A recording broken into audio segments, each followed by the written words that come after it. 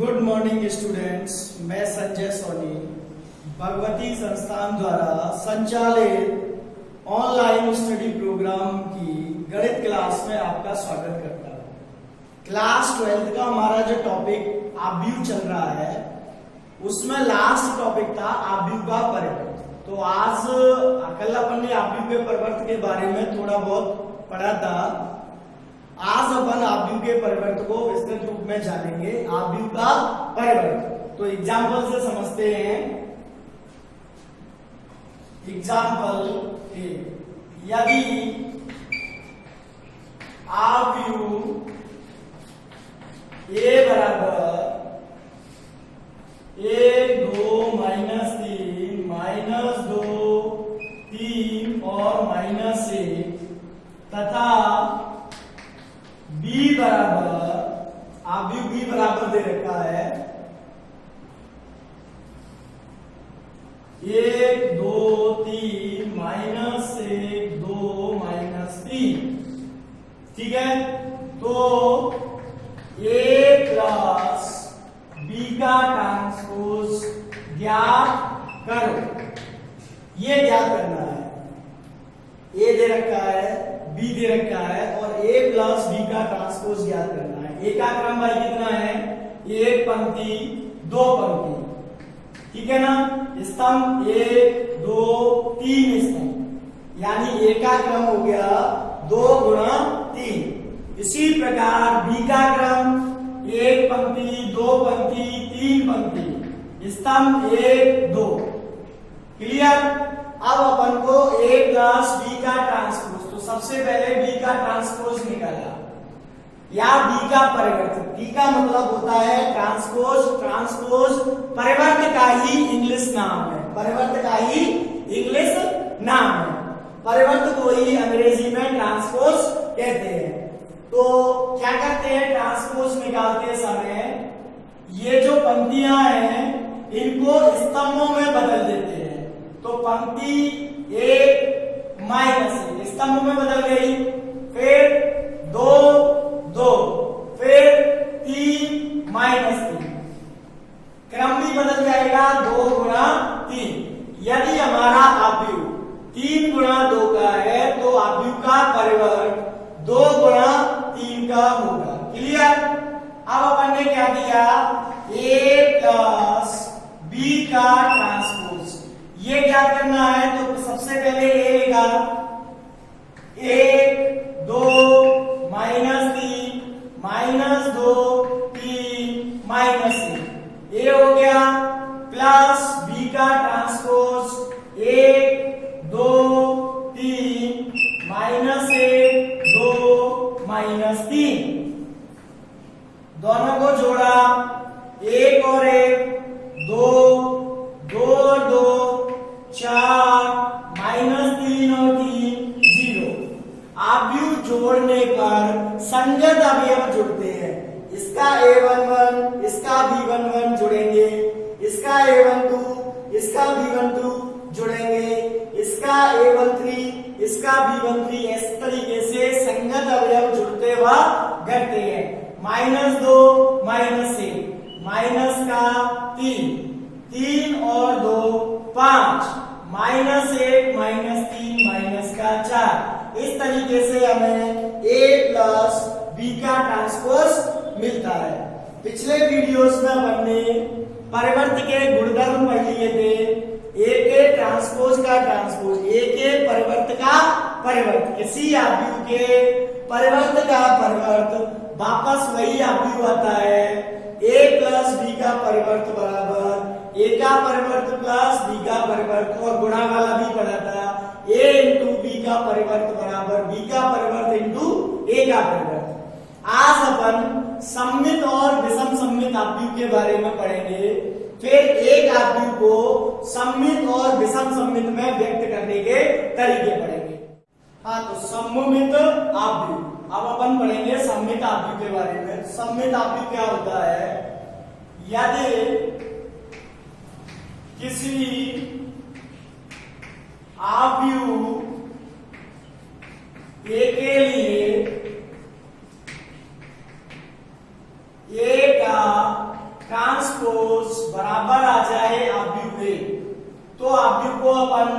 सममित बोलते हैं। क्या बोलते हैं भाई? सममित आव्यूह।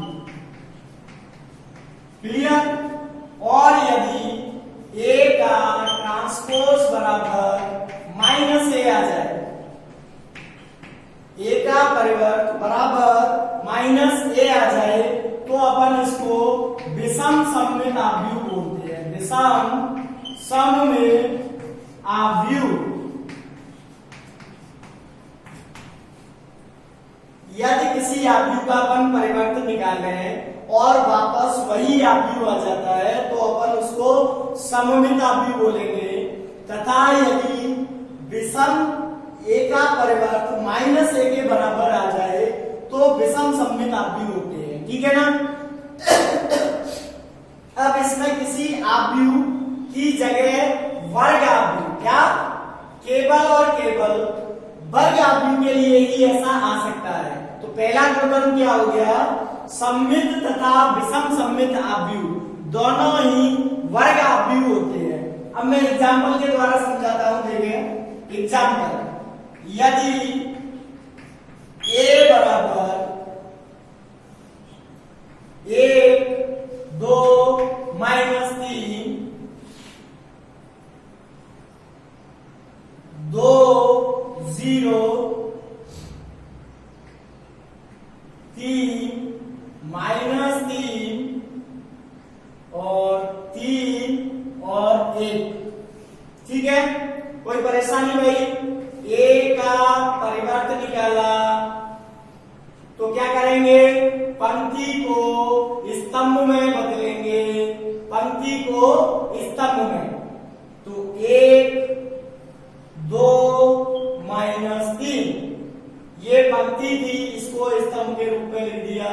फिर 2 0 3, फिर माइनस 3 3 1।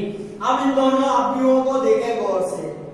1 2 माइनस 3, 1 2 माइनस 3, 2 0 3, 2 0 3, माइनस 3 3 1, दोनों ही समान है।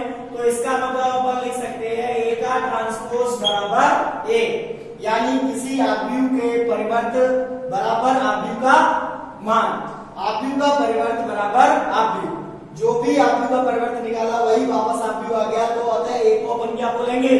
सममित आव्यूह। अतः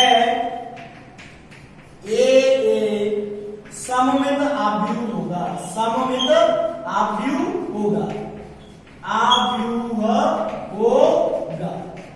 क्लियर? अब देखो सममित आव्यूह पहचानते कैसे हैं? ये हो गया अपना मुख्य विकर्ण। क्या हो गया भाई? मुख्य विकर्ण। तो मुख्य विकर्ण पे यदि अपन एक शीशा रख दें दर्पण, तो इसका प्रतिबिंब इधर दिखेगा। देखो 2 2 माइनस 3 3 3 3, इतना ये आव्यूह सममित आव्यूह कहलाएगा। समझ में आ गई ना बात? सममित आव्यूह में मुख्य विकर्ण के ऊपर तथा मुख्य विकर्ण के नीचे के अवयव बिल्कुल समान होते हैं। मुख्य विकर्ण के ऊपर तथा मुख्य विकर्ण के नीचे के सभी अवयव समान होते हैं। 2 2 माइनस 3 3 3 3 एक जैसे है, तो ये सममित आव्यूह होगा। सममित आव्यूह की दो शर्तें हैं। एक तो वो वर्ग आव्यूह होगा, मतलब उसमें पंक्ति और स्तंभ बिल्कुल समान होंगे, और दूसरा मुख्य विकर्ण के ऊपर तथा मुख्य विकर्ण के नीचे अवयव एक जैसे होंगे, समान होंगे। अब विषम सममित आव्यूह का उदाहरण देखें।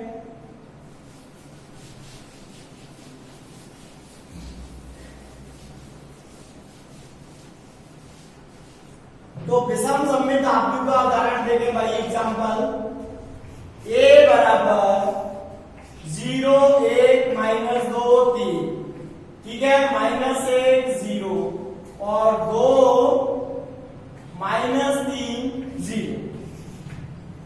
क्लियर? अब अपन ने a का परिवर्तन निकाला, तो क्या करेंगे भाई? पंक्तियों को स्तंभों में बदलेंगे। ये पंक्ति इसको स्तंभों में बदला, 0 1 माइनस 2, फिर माइनस 1 0 3, फिर 2 माइनस 3 0। अब देखें अपन, यहाँ पे प्लस का 1 था, यहाँ माइनस का 1 हो गया, यहाँ माइनस 2 की जगह 2 हो गया, और इधर माइनस 1 का प्लस 1 -3 का -3, यानी संख्याएं तो वही हैं, केवल क्या चिन्ह बदल गए, केवल चिन्ह बदल गए। ये -3 का हो गया +3, -3 का क्या हो गया +3।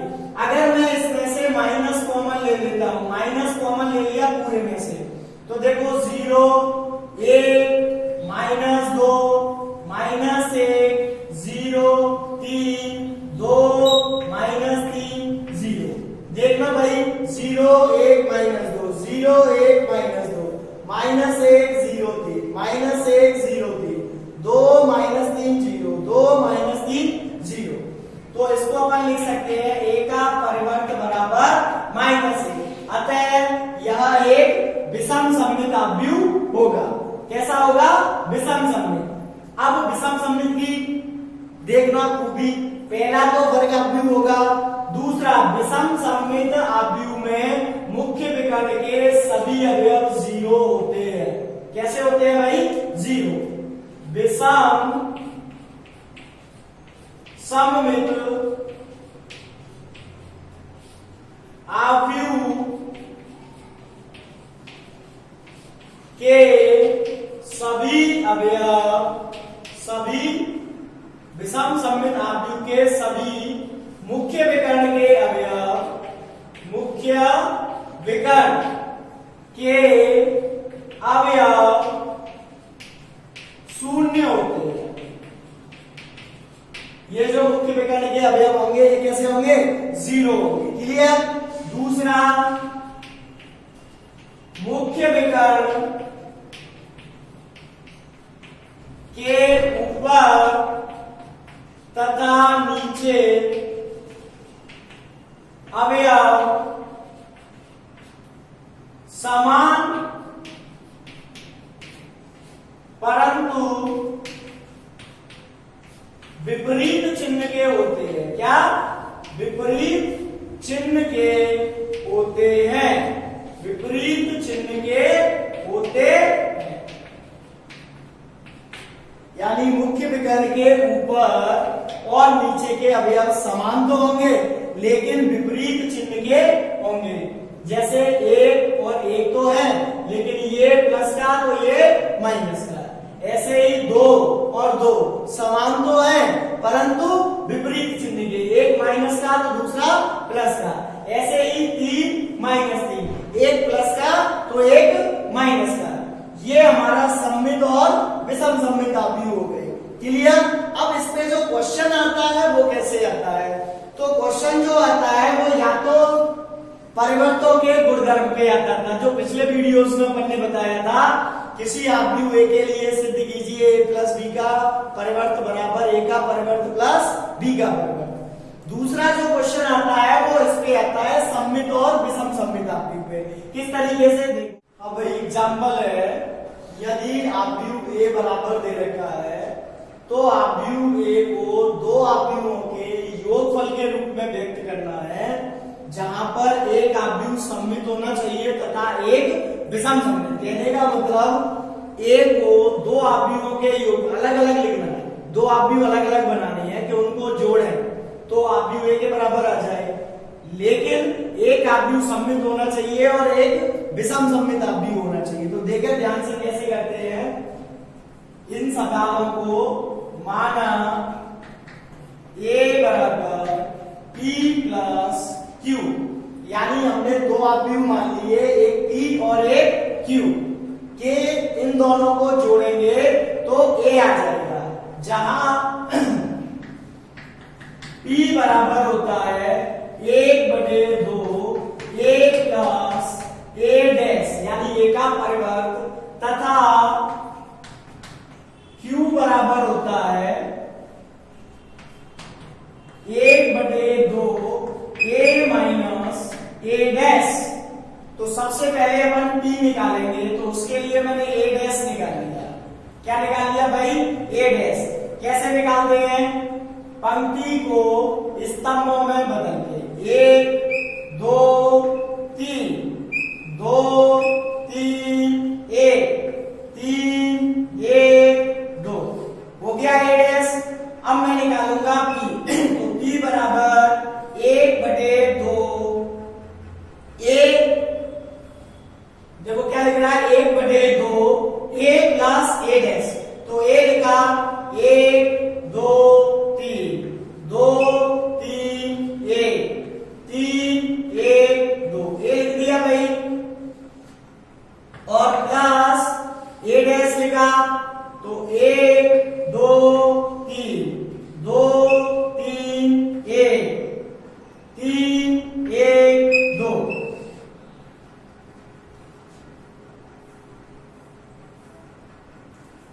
क्या आ जाएगा 1/2 जोड़ दिया, 1 और 1 2, 2 और 2 4, 3 और 3 6, 2 और 2 4, 3 और 3 6, 1 और 1 0, 3 और 3 6, 1 और 1 2, 2 और 2 4। संगत अवयव जुड़ते व घटते हैं। तो संगत अवयव मैंने जोड़ दिए, इसका A11 इसका A11 जोड़ दिए, इसका A12 इसका A12 जोड़ दिया। अब मैंने 2 का लगा दिया भाग, तो 1 2 3 2 3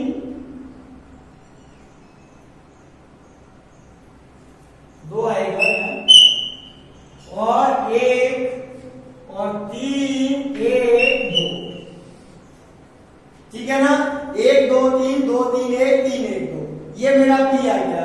अब मैंने निकाला Q, तो Q बराबर 1/2 A लिखा भाई, 1 2 3 2 3 1 3 1 2 माइनस A डैश लिखा, ये मेरा A डैश था, 1 2 3 2 3 1 3 1 2, क्लियर। A डैश लिख दिया, अब घटा दिया, तो 1/2, 1 में से गया 0 0, ये सब 0 आ जाएंगे। अब इसमें भाग लगा दिया, तो 0 0 0 0 0 0 0 0 0, लोग है। अब मैं P और Q को जोड़ू, ये मेरा P आ गया, ये मेरा Q आ गया, इन दोनों को जोड़ूंगा तो आप Q A के बराबर आ जाएगा। देखो 1 2 3 1 2 3 2 3 1 3 1 2। अब आप कहोगे साहब ये तो पहले से ही सममित था, लेकिन ये विषम सममित कैसे हुआ? तो जो शून्य आव्यूह होता है वो सममित और विषम सममित दोनों में ही काउंट किया जाता है। यहां पे लिख रहे हैं, ये विशेष है इसमें शून्य आव्यूह में।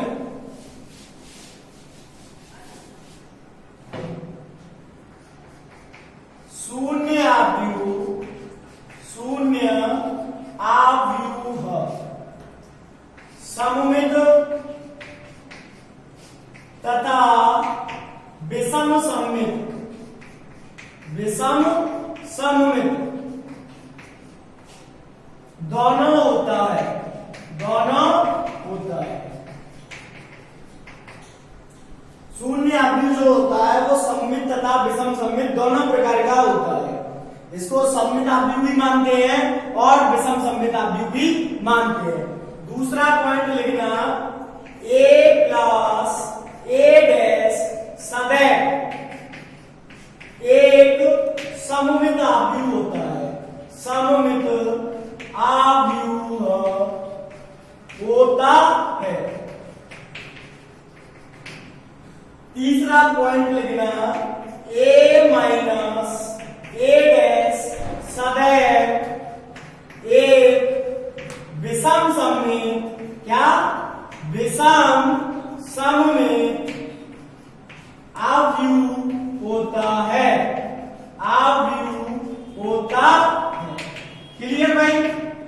ये 3 पॉइंट ध्यान रखने हैं कि जो शून्य आव्यूह होगा वो सममित और विषम सममित दोनों ही प्रकार में काउंट होता है, यानी उसको सममित आव्यूह भी बोलते हैं और विषम सममित आव्यूह भी बोलते हैं। दूसरा, कभी भी अपन A प्लस A डैश निकाले, मतलब एक आव्यूह प्लस आव्यूह का परिवर्त, तो सदैव एक सममित आव्यूह ही प्राप्त होगा। दूसरा, यदि आव्यूह में से आव्यूह का परिवर्त घटाएंगे तो सदैव विषम सममित आव्यूह ही आएगा। अब इसी प्रकार का एक और क्वेश्चन करते हैं अपन, देखें ध्यान से।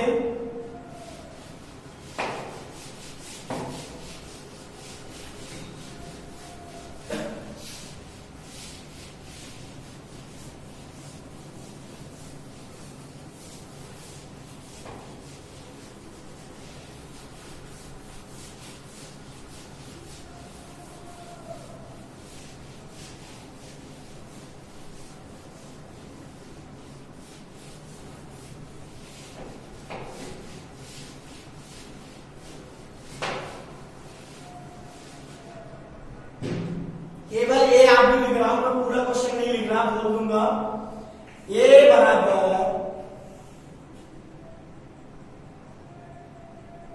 एक माइनस दो तीन, ठीक है ना, दो तीन चार, ठीक है ना, माइनस तीन दो और एक। क्लियर? कोई दिक्कत? अब इसको हमको दो आव्यूहों के योगफल के रूप में लिख रहा है, जिनमें से एक सममित होना चाहिए, दूसरा विषम सममित। तो सबसे पहले देखो क्या लिखते हैं, माना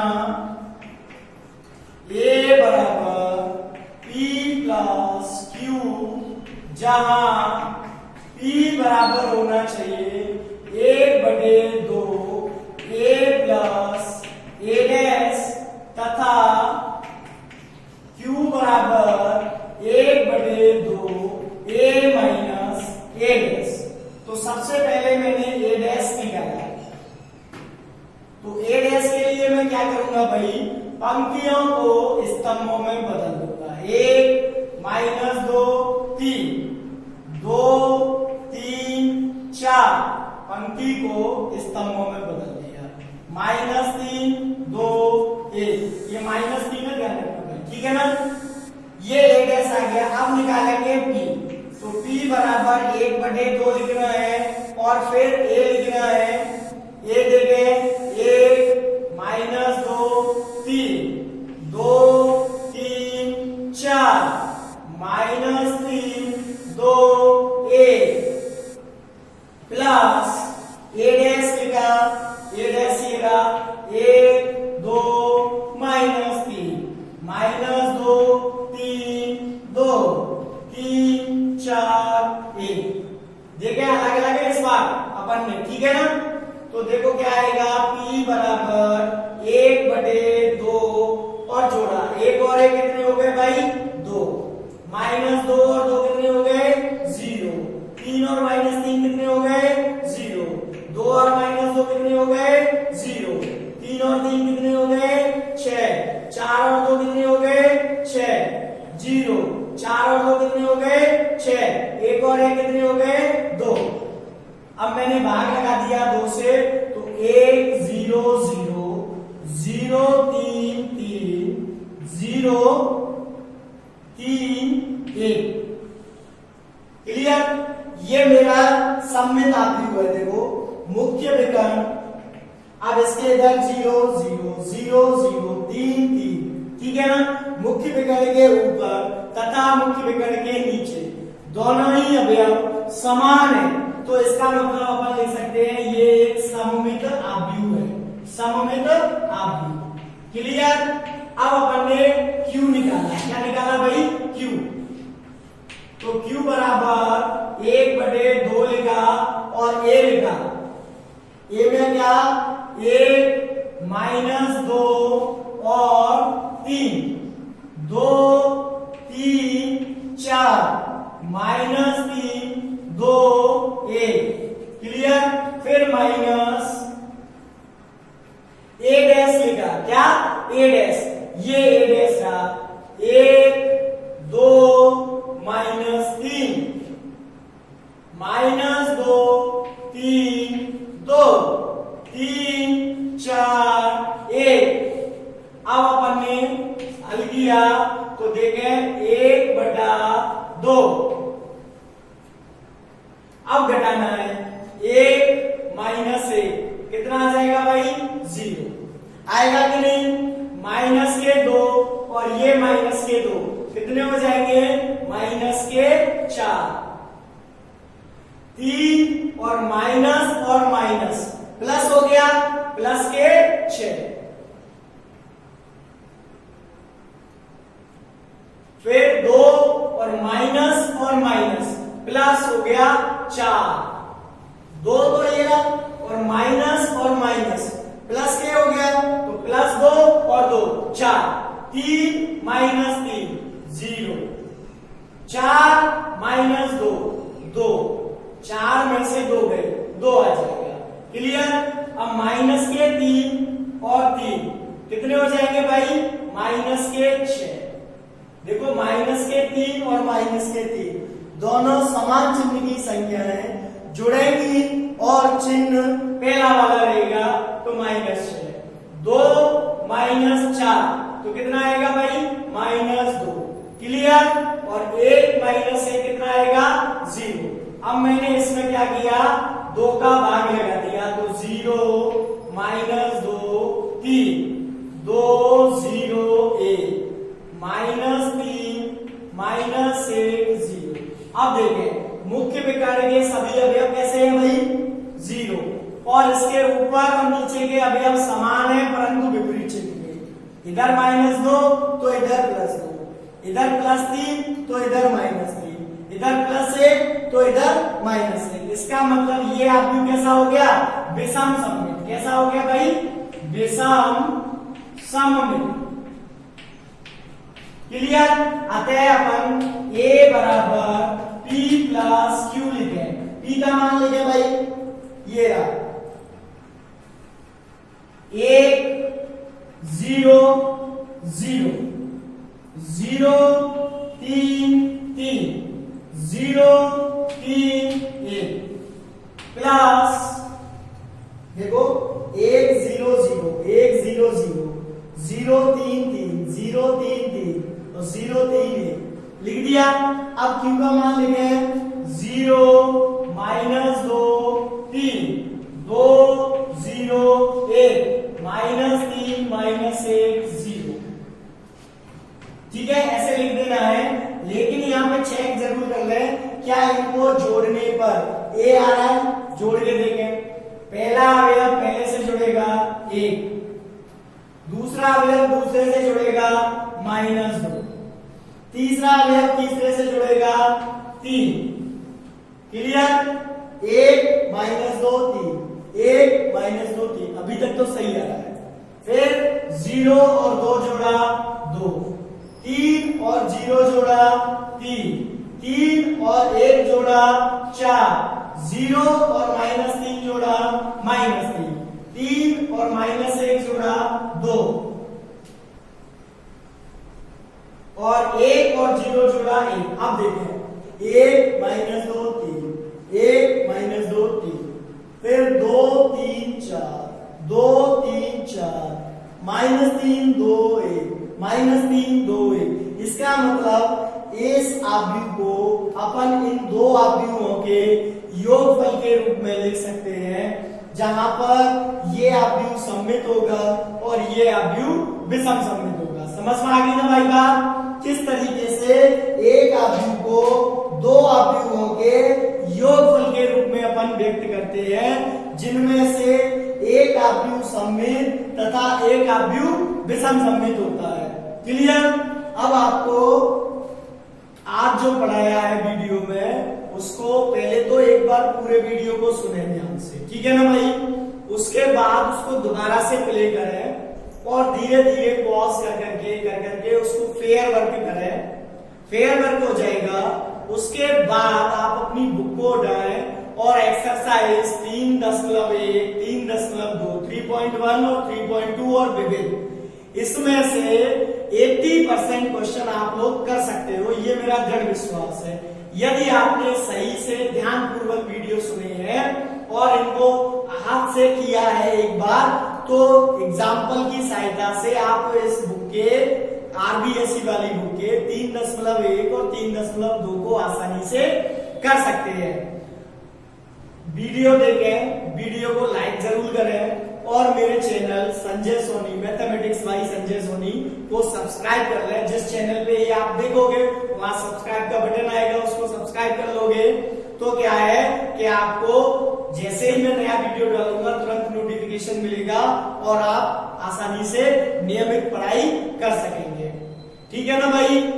मैं भगवती संस्थान की तरफ से एक बार पुनः आपके स्वास्थ्य की और आपके परिवार जनों के स्वास्थ्य की मंगल कामना करता हूं। घर पे रहे, सुरक्षित रहे, लेकिन नियमित पढ़ते रहे। धन्यवाद।